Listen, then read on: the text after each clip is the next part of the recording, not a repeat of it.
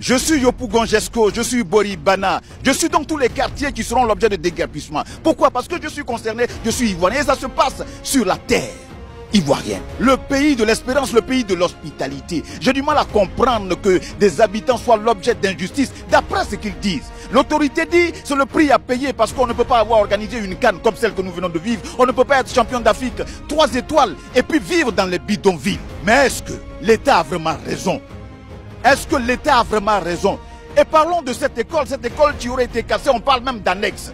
Nous allons aussi demander donc aux promoteurs, sinon le propriétaire de cette école. Nous allons interroger donc les élèves, nous allons interroger donc les éducateurs.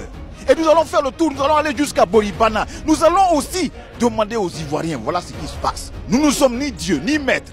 Nous ne détenons pas la vérité, mais nous voulons simplement mettre à votre appréciation tout ce qui s'est passé concernant ce déguerpissement. Il ne s'agit pas seulement de Jesco Yopougon, il ne s'agit pas sur Boribana, mais il paraîtrait que 173 communes seraient donc la ligne de mire du gouverneur du district d'Abidjan. Que se passe-t-il? Et quand on n'arrive pas à comprendre ce qu'il y a problème, et quand il y a problème, on ouvre le débat. Mettons le pied dans...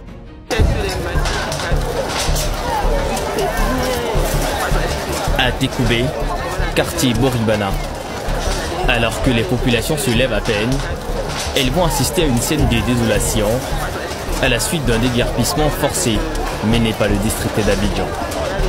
Ce jour-là, nous sommes le vendredi 23 février 2024. Des familles entières se sont retrouvées sans abri après que des pelleteuses et des grues ont détruit leurs maisons et installations.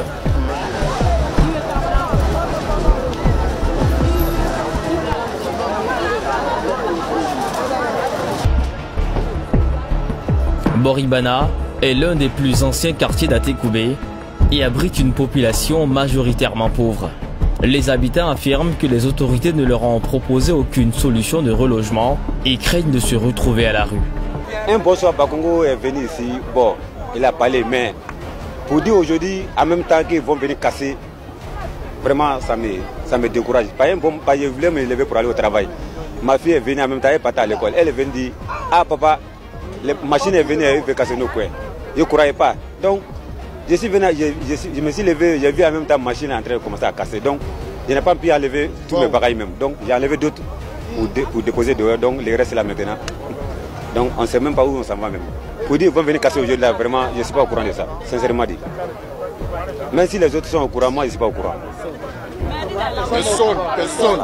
Personne n'est au courant. Aujourd'hui, ce matin, on s'est levé, on a vu les PAE, il y avait les CRS qui étaient garés juste au quartier ici.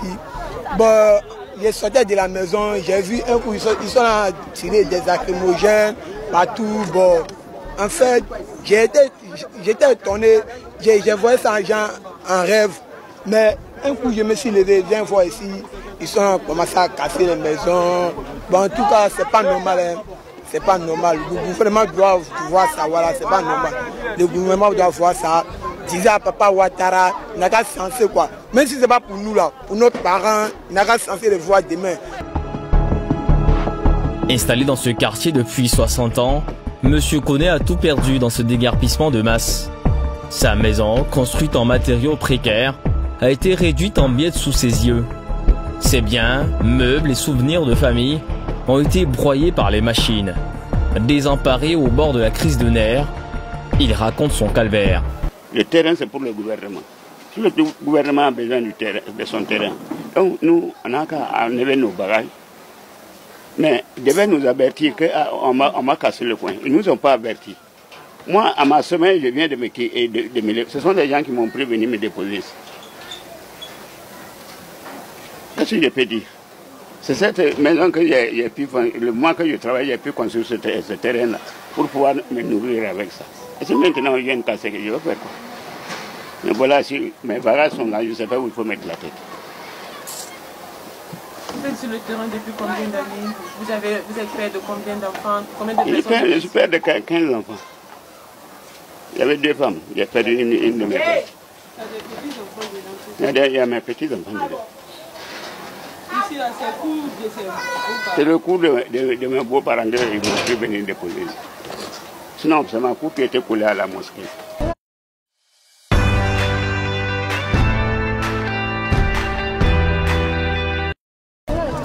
Difficile de s'en remettre, c'est la grande émotion. Les populations, comme dans un cauchemar, sauvent ce qu'elles peuvent. Je ne peux pas dire ces millions-là que j'ai dépensés. Parce que au fur et à mesure que je travaillais au port. Au fur et à mesure que je faisais des briques ici, il y avait un terrain à notre. Je voulais prendre ces briques-là, les construire là-bas. Faire alarme de ma fille. Elle m'a dit que non, papa, au lieu d'aller avec les briques.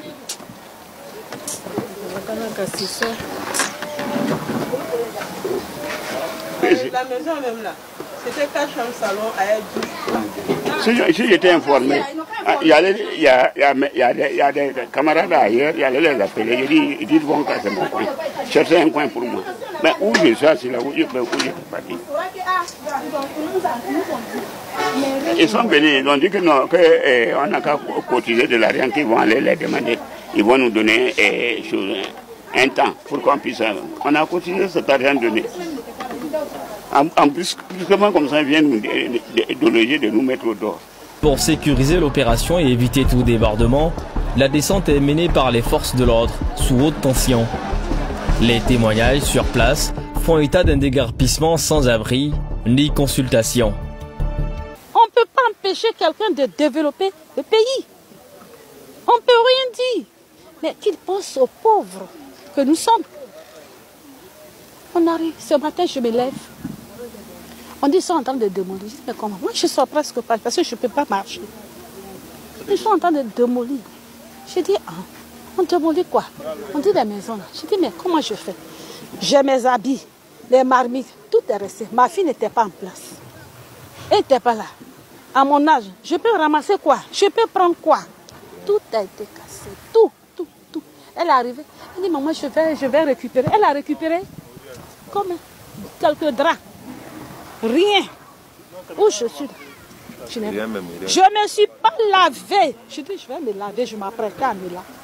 Je ne me suis pas lavée. Il ne faut pas pleurer. Tout est perdu.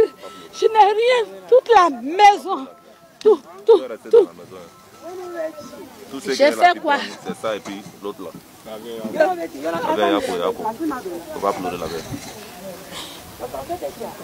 J'ai commencé à... Je ne pouvais pas soulever les choses. Je tremblais sur moi. J'ai commencé... Mon cœur a commencé d'une manière. On dit non, attention. Crise cardiaque. J'ai dit attends, je vais rester. Les enfants disent quitte la pied. Ils sont venus me déposer ici. C'est ça. Les populations d'Abidjan ne connaîtront pas de répit de sitôt. Après la commune d'Atekoubé, une grande opération est annoncée du 9 au 17 mars 2024. 176 sites sont concernés, dont 77 seraient en situation critique. Bien que pour juguler le désordre urbain, cette opération soulève des préoccupations quant à son exécution et à son impact sur les populations déjà vulnérables. Abidjan, la capitale, se métamorphose et veut avoir fière allure. De nouveaux buildings flambant neufs s'élèvent, les routes s'élargissent et les trottoirs se nettoient. Mais derrière cette façade moderne et propre se cache une réalité humaine complexe, celle des déguerpis. Ces Ivoiriens qui, sans abri et ni soutien, paient le prix fort du développement urbain. On a tout perdu, je ne sais même pas où mes parents sont. Où je suis arrêté là, on a tout perdu. Développement, oui, mais l'homme d'abord. Ces derniers jours, le district d'Abidjan mène une vaste campagne de déguerpissement, visant à libérer les emprises publiques et à lutter contre l'habitat précaire. Des quartiers entiers bientôt détruits. Après Jesco et Boribana, ce sont encore 176 quartiers qui doivent attendre tristement la visite des bulldozers. Ils n'ont qu'à dire, là, on est dans nos cours, on est jusqu'à 200 personnes. On ne sait même pas où aller. Comment ces Ivoiriens impactés vivent-ils la situation? Comment réparer les préjudices et recaser ces millions de familles? Il y a problème à mener l'enquête. Pour comprendre les conditions dans lesquelles Boribana a été rasé, il faut remonter au 8 janvier 2024. Les populations viennent d'être informées qu'ils doivent quitter les lieux d'ici les prochaines 72 heures.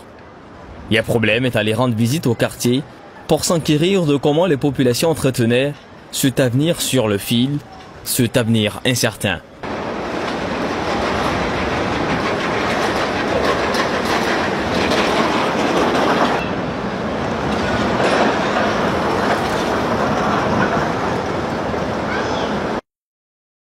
Le 4e pont, œuvre gigantesque et titanesque, contraste avec la précarité sous ses grands piliers. Pourtant, cela n'est pas la première fois que ce sous-quartier de 21 hectares est menacé de destruction. Déjà au début des travaux du 4e pont d'Abidjan, le quartier a été amputé de 7 hectares. Les populations ont été relocalisées à Songon et dédommagées pour la plupart, même si certains attendaient toujours la compensation du gouvernement. Il y a eu toujours des déguerpissements au niveau de Bouribana pendant le projet du 4e pont. Mais cette fois-ci, la manière les gars voulaient faire ces déguerpissements, c'est cette manière que nous, on ne comprenait pas. Parce que ce n'est pas tout Bouribana qui devrait être déguerpi, mais selon eux, c'est tous les quartiers qui devraient être déguerpis. Voilà où il y a eu le problème.